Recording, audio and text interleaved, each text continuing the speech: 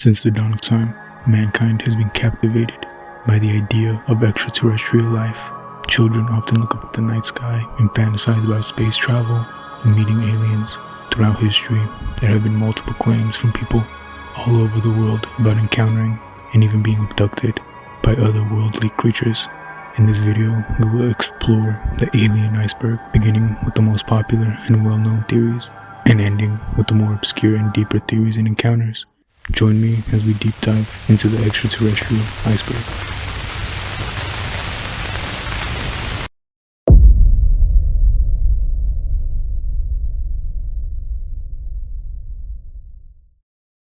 The Roswell Incident.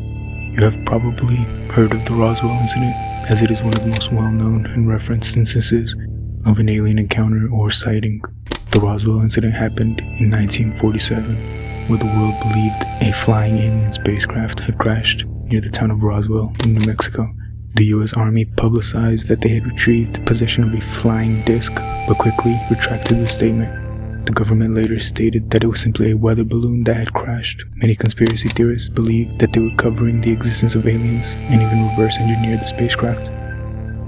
The Gray Alien Race, sometimes called the Greys, Roswell Greys, or even Zeta Reticulans by avid alien conspiracy theorists. The Greys are the most popular depiction of aliens. They are often described as being small, humanoid creatures with gray skin, overly proportionately large heads, large black eyes, and a lack of hair. They have been described in multiple accounts of alien encounters, and most descriptions are very similar. Barney and Betty Hill abduction, 1961. A couple claimed to be the victims of an alien abduction. In the rural area of New Hampshire they lived in, they were driving home late down an empty highway when they noticed strange lights in the sky. They stopped the car and claimed to be telepathically told to approach the flying saucer that had landed in front of them. Upon entering, they seemed to have lost memories and lost time they could not account for or remember immediately upon regaining cognizance. They experienced strange things after arriving home, such as tears in clothing, powders they did not recognize on the clothing, and the watches they were wearing suddenly never worked again, and strange dreams related to the incident.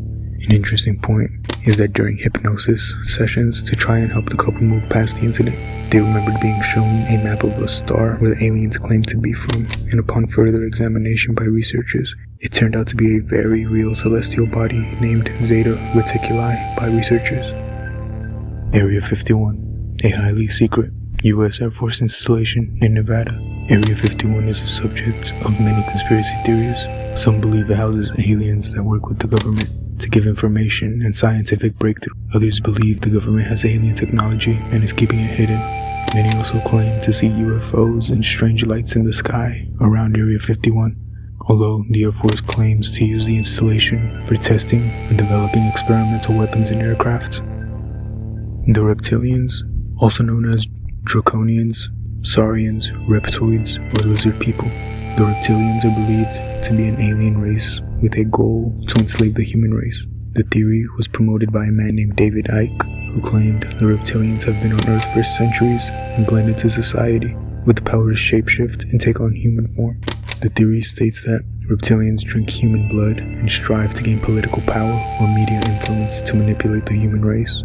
They are described to be a lot larger than the average human, standing approximately 8 to 9 feet tall, and have wide, muscular frames and are covered in scales.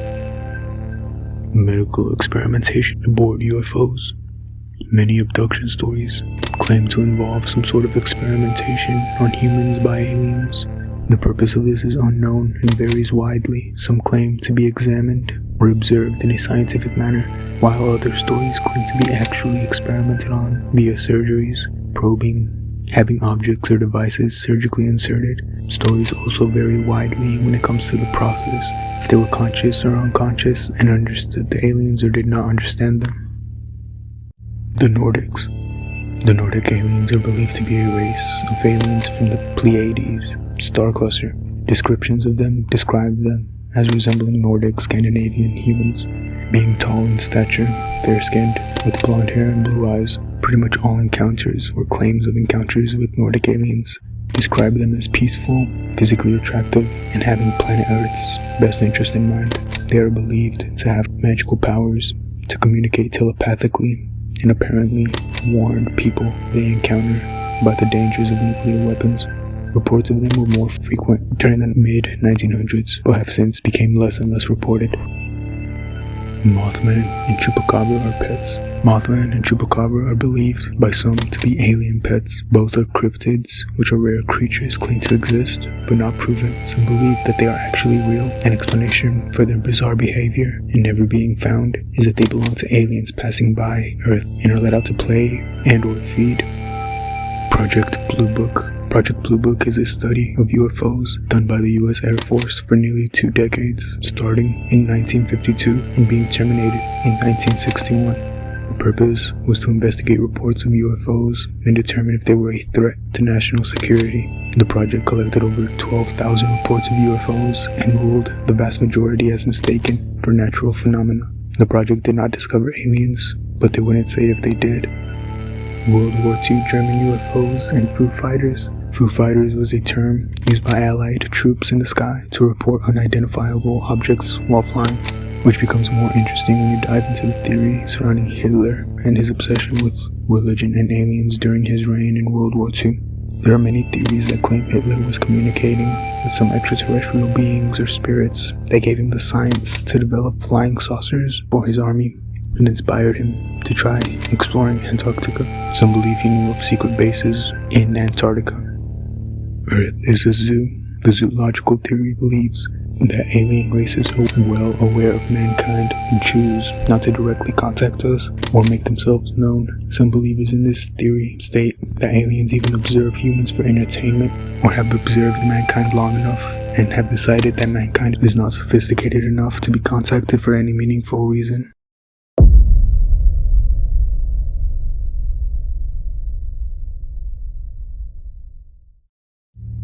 Flatwoods Monster. On September 12, 1952, in Flatwoods, West Virginia, a small group of people saw a bright flash and an object fly across the sky and land in a farm, so they went to go and investigate. Upon arriving at the crash site, one of the boys flashed a light at the actual crash, and to his surprise, saw the Flatwoods Monster.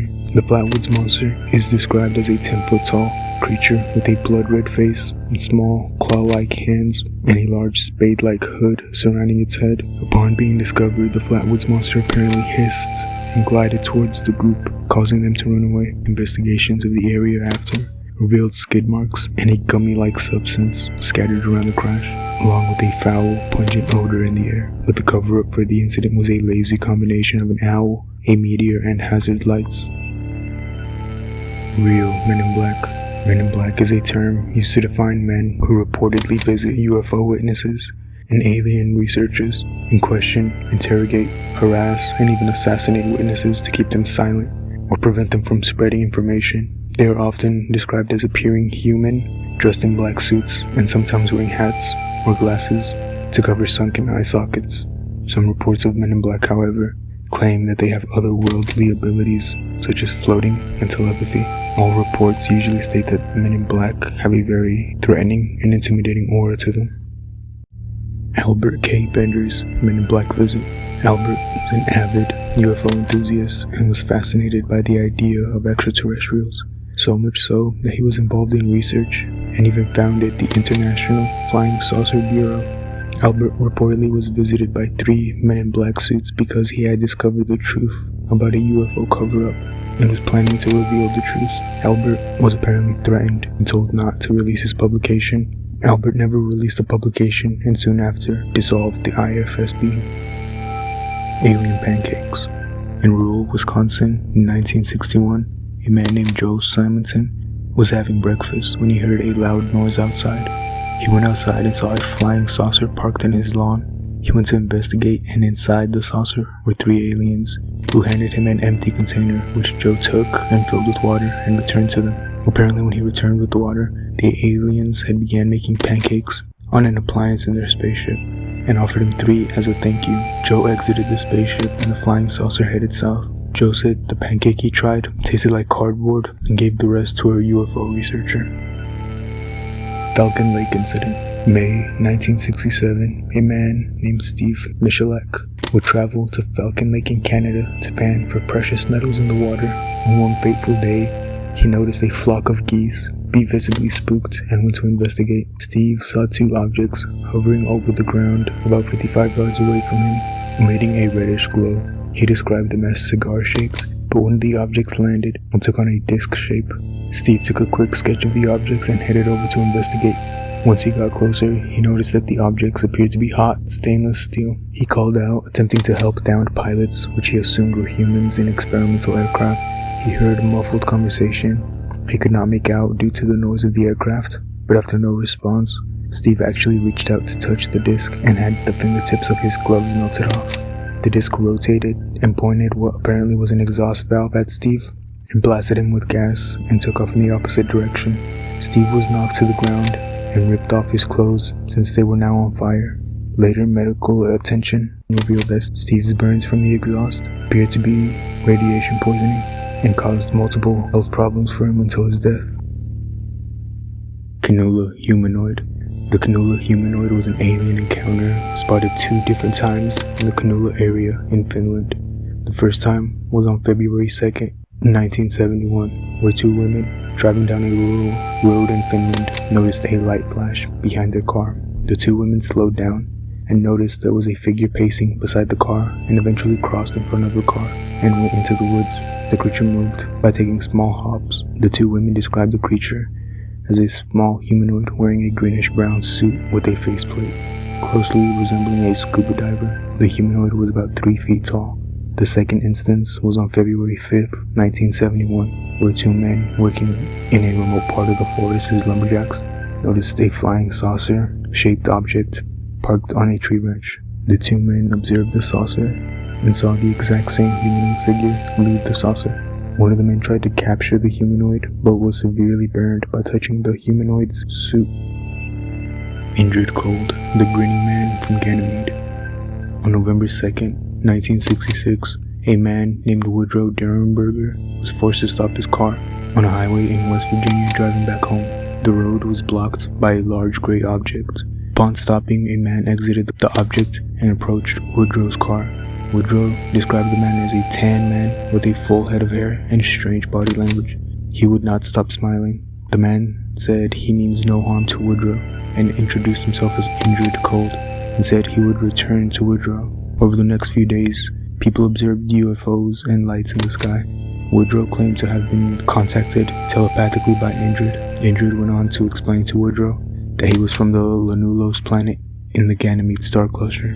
Injured and Woodrow stayed in contact, and Woodrow claimed that Injured took him for a ride in his spacecraft and even took him to his own planet, where Woodrow got out and explored the civilization on Lanulos.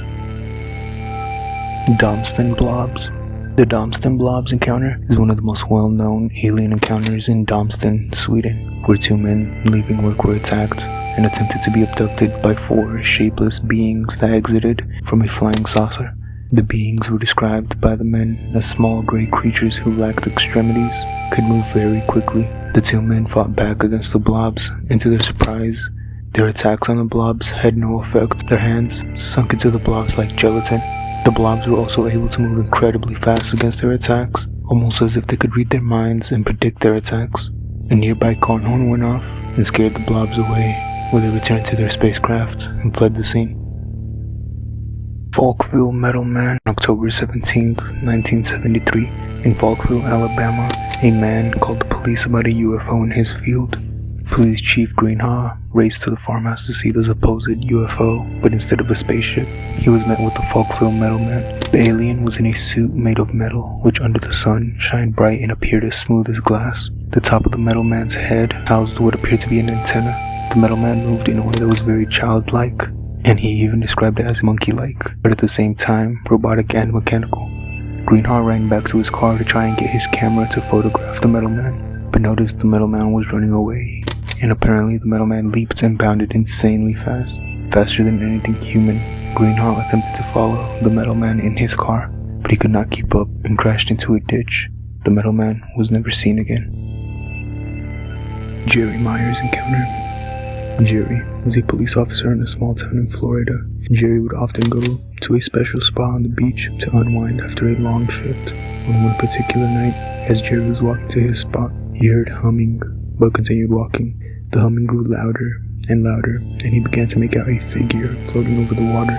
He described the figure as a normal-sized man wearing a lead-based spacesuit with a faceplate closely resembling an astronaut. Jerry said the spaceman called out to him telepathically and began to ask him questions about war, mankind, and mankind's obsession and purpose for war.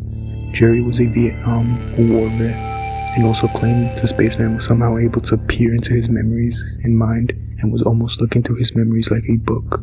The spaceman concluded his conversation and faded into the darkness. Jerry went back to his car and was surprised to realize that 2.5 hours had passed talking with the spaceman. He said it had only felt like half an hour.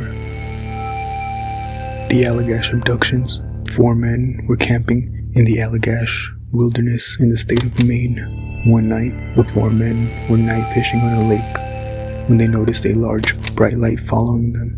Almost like an artificial moon, the 4 men started to paddle to shore and recalled the light became bigger and bigger and ended up directly over them on shore. The light left them, and spooked by the light, the 4 men went back to camp, which they left a bonfire to mark. What felt like had only been about half an hour had apparently been hours, since the bonfire had died down to burning coals. The men finished their camping trip and went home. Upon returning home, the 4 men would have the same nightmare of being naked in a very bright examining room and bounded, slipping in and out of consciousness. In the collective nightmare, the men were apparently being examined and having samples of their bodily fluids taken by shadowy humanoid figures. The 4 men recall not being able to move, scream, or help one another in their nightmares, and details of the nightmares lined up perfectly with one another. The 4 men underwent hypnosis and polygraph tests and all have the exact same story, details, and conviction when telling the story of their abduction. The recurring serpent logo aboard UFOs. There are many alien abduction stories where the abductees claim to see serpent logos and branding on clothing or suits worn by the abductors. The crests and logos appear to be branding, although descriptions vary widely, from winged serpents, lightning bolts, and even seahorses. Could it be that there may be alien civilizations with military research units conducting experiments on humans?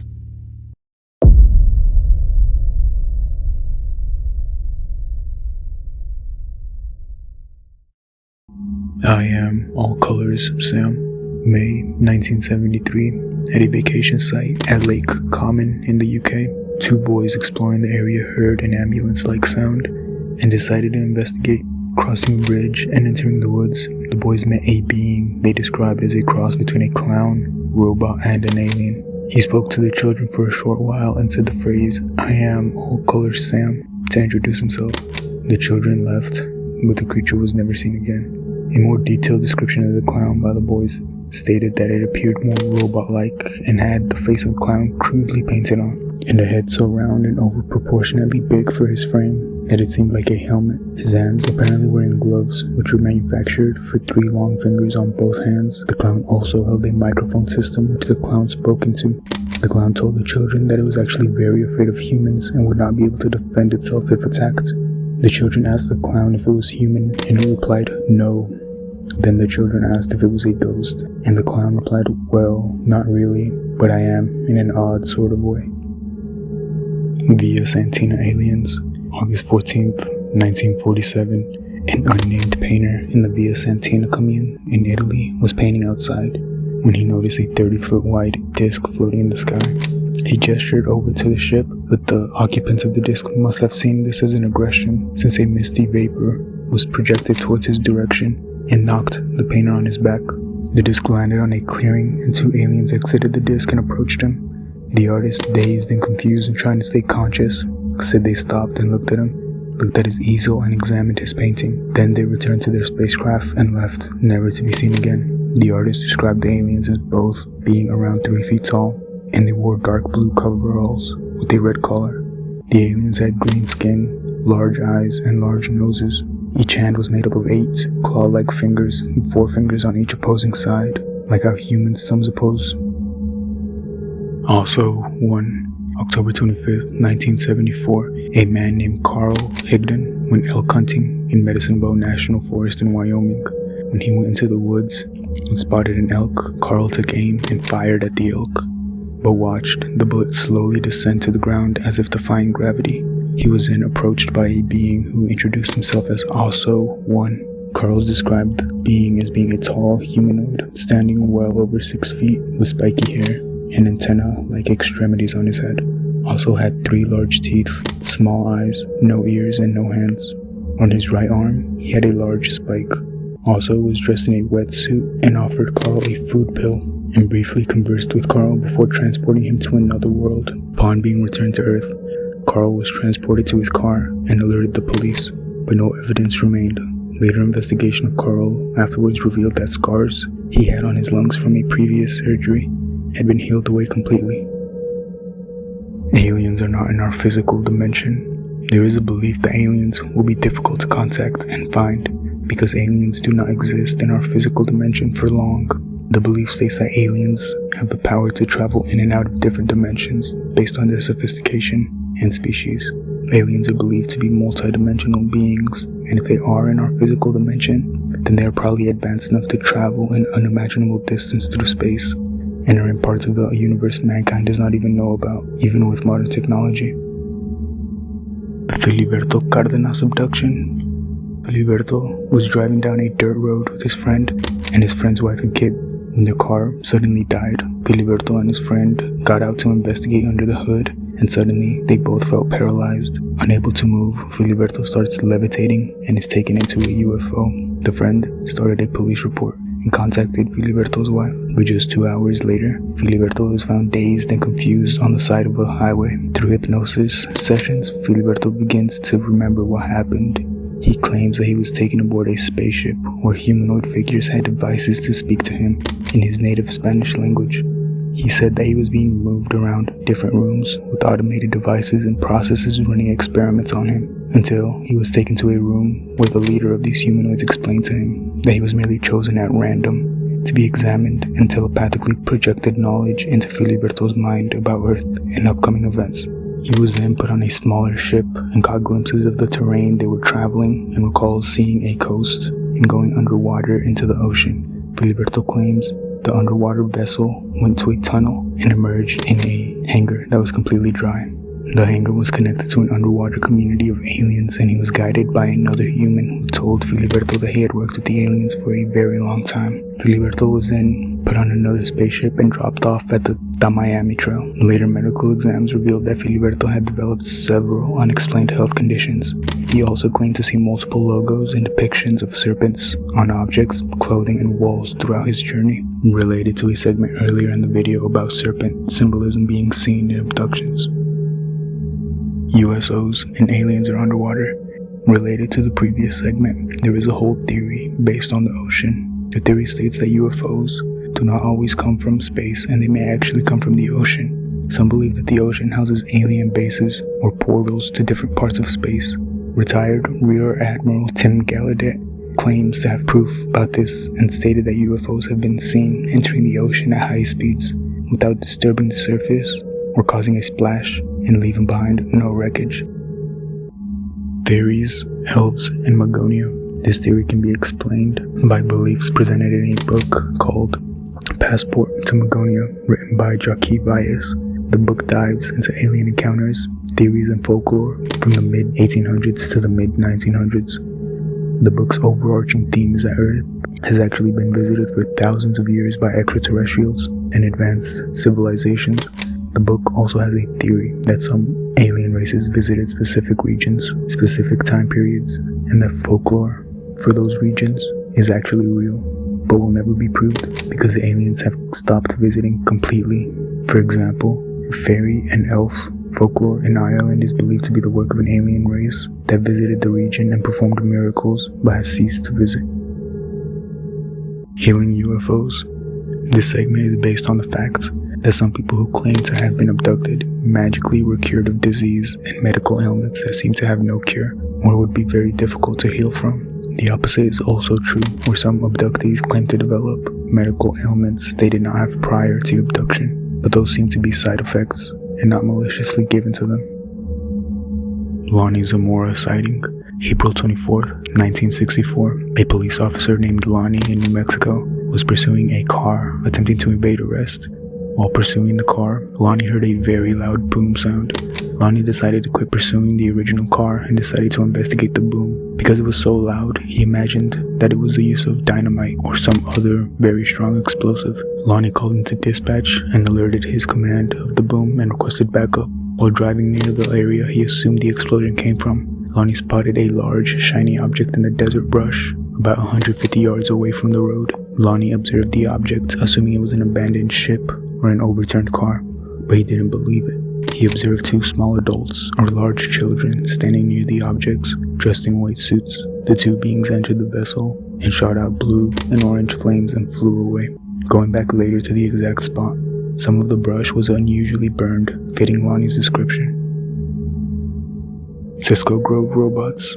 September 1964. Donald Schrum was hunting with his friends in Cisco Grove, located in Placer County, California. Donald ended up wandering away and lost his friends, and when night fell, he decided to sleep in a tree. He was woken up by a large, bright light zigzagging through the trees. He thought it was his friends searching for him, so Donald left the tree and lit a flare to let them know where he was.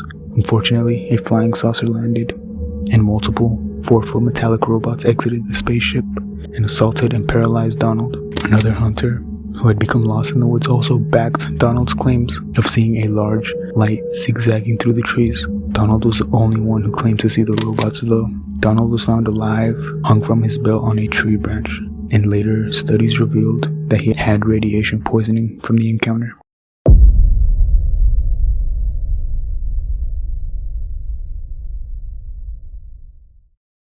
Round Trip to Hell in a Flying Saucer. Round Trip to Hell in a Flying Saucer was a book written in 2011 which dives into theories and suggests the idea that aliens and extraterrestrial beings are not intelligent life, but actually demonic entities. The book goes into detail about their theories, connecting them to the typical abduction stories about abductees being experimented on by aliens, which the book says is disguised as experimentation, but in reality is sadistic torture and experimentation on humans. The book also suggests that the other worlds and planets the aliens are from are actually different locations in hell.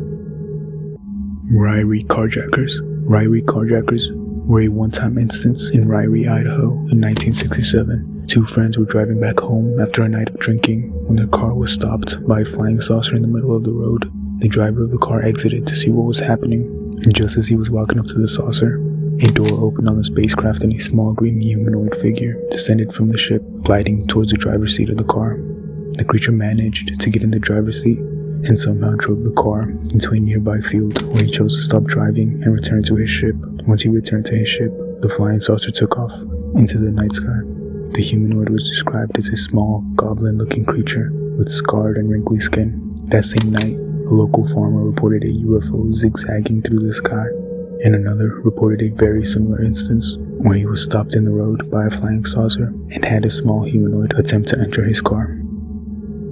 Manchester Silverman. March 17, 1978. A man named Ken Edwards was driving home after a work meeting. Driving past a very steep hill leading up to a nuclear facility, he spotted what he thought was a regular man attempting to climb the hill, until he looked closer and noticed that it was in fact a very large silver humanoid figure trekking an insanely steep hill that most humans would not be able to do without equipment. Trying to get a closer look, Ken drove to a better spot and turned on his highlights, fully illuminating the humanoid.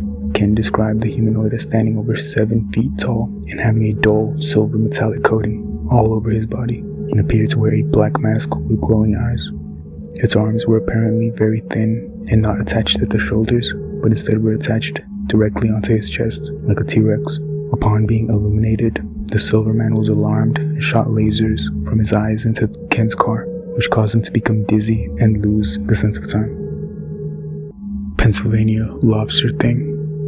Around the mid to late 70s, a teenage girl named Sherry lived in a remote corner of Pennsylvania in Greene County. The locals of the area were familiar with paranormal activity and UFO sightings, but Sherry's story was an attempted abduction. Sherry recalls sleeping in her bed one day and suddenly being yanked out of her bed by her arm in the claw of a huge man-sized lobster. Sherry struggled against the lobster, and eventually the lobster gave up, dropped her, and ran away. Sherry woke up later that morning and thought it was a strange dream, but her shoulder ached horribly and she had bruises on her arms from where she remembered being grabbed. She also woke up on the floor of her room. Sherry also claims to have been abducted and experimented on before by gray aliens. Antonio LaRubia abduction. September 15th, 1977. A man named Antonio, living in Placencia, Brazil, woke up and was heading out for the day when he spotted an enormous rocket-shaped object in the field in front of his house.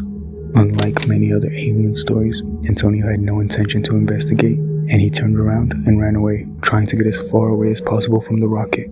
Antonio was spotted running and quickly abducted. Inside the rocket, Antonio was surrounded by 3 robot-like aliens, which took blood samples from him and showed him very strange videos, apparently of a UFO factory and a dog melting. Antonio describes the aliens as 4-foot tall, stocky aliens. Their trunks were wider than Antonio, who was apparently somewhat muscular. They had 2 arms, which resembled elephant trunks.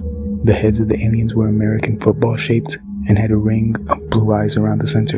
Their torsos rounded out to a single leg with a suction cup, which somehow slithered around. Antonio started screaming in fear, which either scared the abductors or paralyzed them, and that allowed Antonio to run away and escape the ship.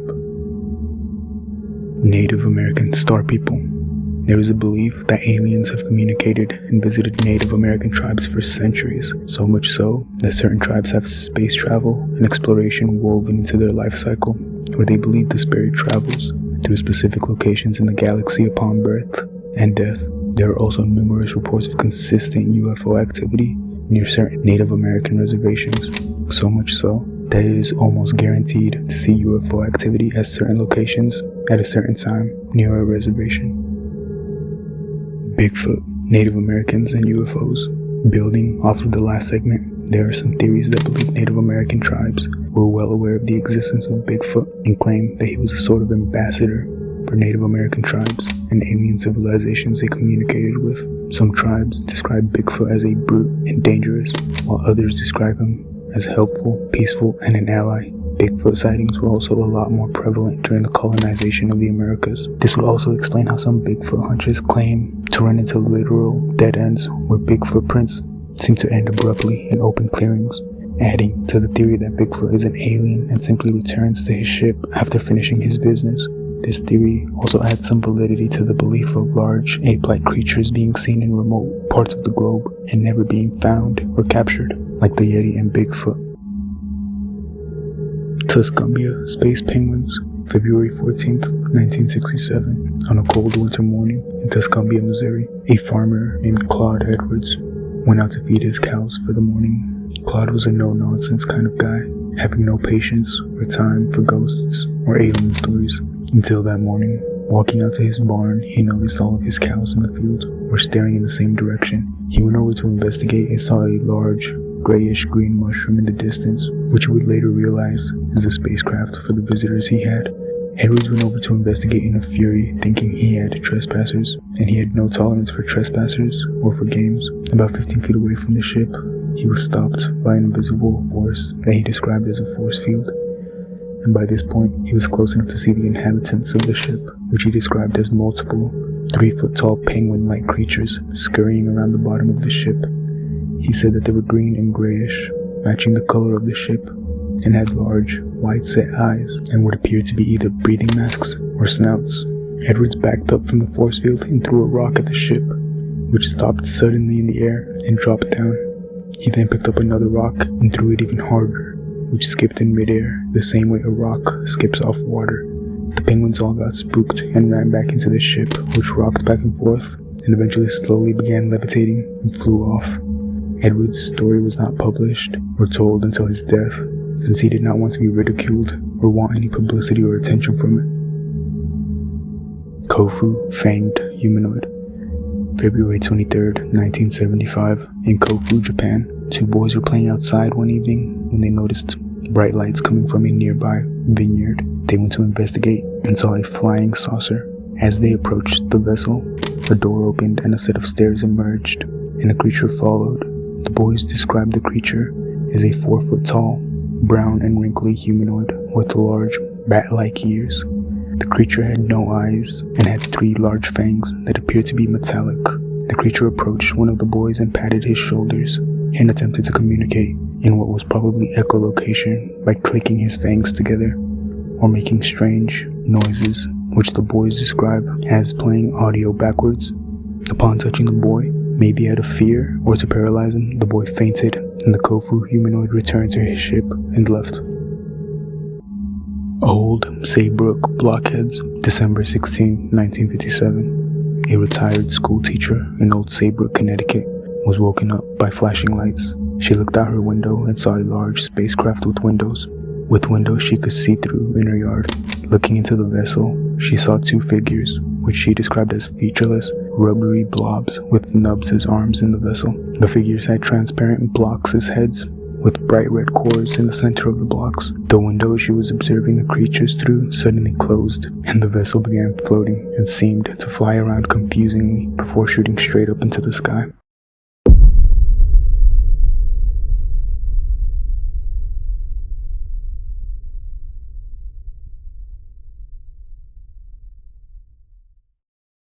Zanfra Case, December 6, 1978.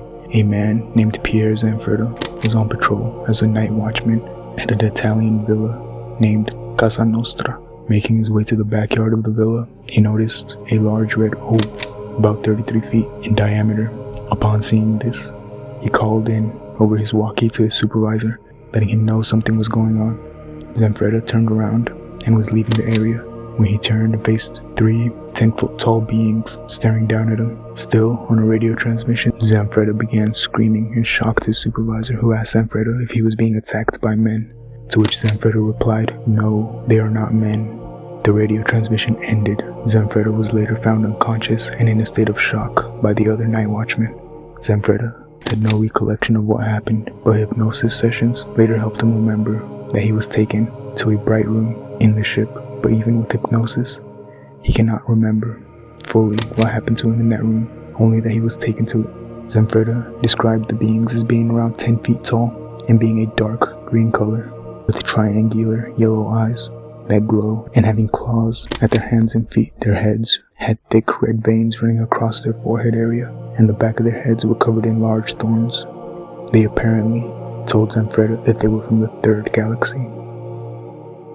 Prospect Monoliths Abduction, January 12, 1977, near Prospect, Kentucky. Lee Parrish was driving home around 1 a.m. and not far from his destination when he saw a rectangular object floating in the sky above the road. Suddenly, the radio in his car stopped working and he lost control of his car. Lee made it home, but he had pain in his eyes and they were bloodshot. He had lost 30 minutes and could not remember what happened in that time. Hypnosis of Lee later revealed what happened. Lee remembers being transported from his car to a huge round room containing 3 creatures or machine-like structures.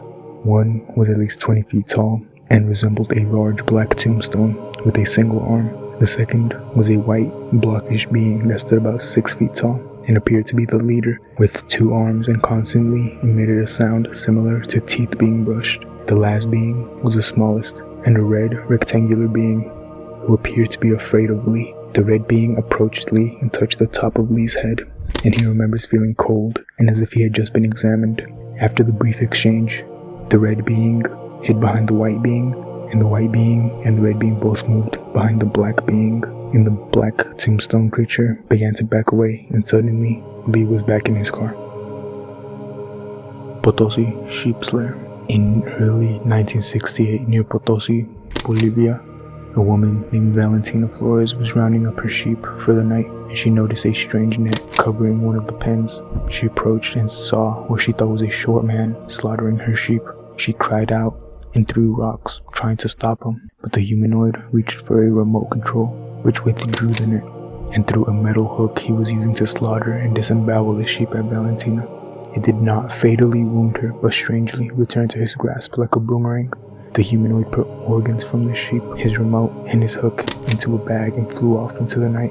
The being was described as a short humanoid with a bowl or a very round head, and 34 sheep were found slain in the area with missing organs. They fear religion.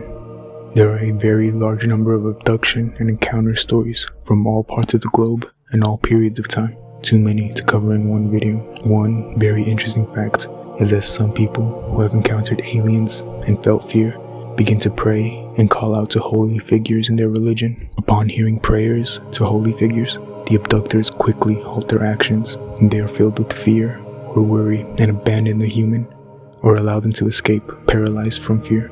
If this is true, it's a very interesting observation for an extraterrestrial to be paralyzed with fear at the mentioning of holy figures by humans. Vegetable Man, 1968. A man named Jennings Frederick was hunting in the woods in West Virginia. As he was on the prowl, he heard a strange noise that was described as a high-pitched, distorted record player. Jennings followed the sound and came face to face with the Vegetable Man. The Vegetable Man was described to be a 7-foot-tall, lanky humanoid. The being is said to be completely plant-based. Its arms and legs resembled reeds on a riverbank, and its eyes morphed colors, its body covered in thorns. Jennings noticed that the Vegetable Man appeared weak and vulnerable and communicated to Jennings the phrase, "You need not fear me. I wish to communicate. I come as a friend. We know of you all. I come in peace. I wish medical assistance. I need your help." After saying this, the Vegetable Man lunged out at Jennings and hugged him, piercing Jennings with his thorns and began draining his blood. Jennings tried to break free, but the Vegetable Man was too strong. The Vegetable Man let go and bounded away over a hill. Jennings, trying to recollect himself, heard a loud hum and assumed the vessel of the Vegetable Man was taking off. This is the only encounter ever reported. Nicola Tesla FBI document. There is an official FBI document that can be found online claiming that Nicola Tesla, the scientist, was from a human civilization on the planet Venus. Nicola Tesla was a famous scientist who worked on and helped pioneer electricity into the resource we use it as today. There are many interesting conspiracy theories surrounding Nicola Tesla and his projects. Some are well known and more mainstream, like the fact that he wanted to develop electrical towers to be able to send out free electricity across the globe, but corporations and governments profiting from the sale and regulation of electricity didn't like that, so they burned his research labs and tried to sabotage his documents. Another theory claims that Tesla was trying to develop a device that would allow communication over vast distances, like interplanetary communication. Encounters bring misfortune. Many people who encounter aliens or UFOs are often ridiculed and are cursed to spend the rest of their lives with the memories of what they saw and experienced, with no explanation or understanding. Many men and women who have seen UFOs or aliens end up divorced from their partners, end up developing medical ailments, or slowly start to lose their sanity, questioning if they had even actually experienced what drove them to their insanity. And unfortunately enough, some are even driven to commit suicide. Greys are androids / greys are humans theory. The following are two theories that can be talked about together because they are both theories on the grey aliens mentioned at the beginning of the video. Greys, being the most popular descriptions of aliens and encounters, have led people to theorize that the greys are not actually themselves a species, but are instead androids or biological robots that act on behalf of another alien species to conduct research on humans, which explains why they always harvest samples or examine humans, and also why they always seem to have a similar appearance that rarely has any unique details. The next theory is that greys are not in fact aliens, but involved humans or humans from a different universe that have perfected interdimensional travel and want to explore and research other universes. Some also theorize that aliens are humans from the future, and mankind has evolved its physical form and has perfected time travel and travels back in time to study primitive humans. Dark Forest Theory. This theory is based off of how it would feel to be walking in a dark forest late at night. You would most likely feel fear, not knowing what else is out there, how close they are, and what they would do to you. The theory states that any alien civilization that is advanced enough to travel space and observe other civilizations chooses to hide their existence as much as possible to avoid being seen by more advanced, predatory civilizations that would enslave or exploit them, meaning the entire cosmos can be compared to a quiet dark forest where all of the people are dead silent, trying to avoid making any noise, and the only movement is by a predatory and malicious person looking for people in the dark forest. Humans are the first advanced life forms. The final segment of this video is, in my opinion, one of the most interesting theories. Before I explain the actual theory, I have to explain some abstract scientific theory. Scientists and physicists have estimated the universe's heat death to be 100 trillion years. Heat death, in a super simplified explanation, is the universe running out of heat and chemical reactions will no longer happen. It is estimated to be about 100 trillion years, while the universe is estimated to be about 13.77 billion years old, and Earth is estimated to be 4.5 billion years old, which would mean that mankind on Earth is one of the most primitive species in the known universe at this time. On the grand scale of 100 trillion years the universe is meant to exist, the human race came into existence in less than 1% of it. This entire theory of humans being the most primitive species in a young universe can be given some validity by a couple points. The contacts attempted with aliens by humans will never be returned, at least not for billions of years, because other planets are still developing and life forms are still evolving on those planets. The aliens and creatures seen by humans today would most likely be advanced time travelers from billions, maybe even trillions of years into the future, having a fascination with the primitive, original life forms.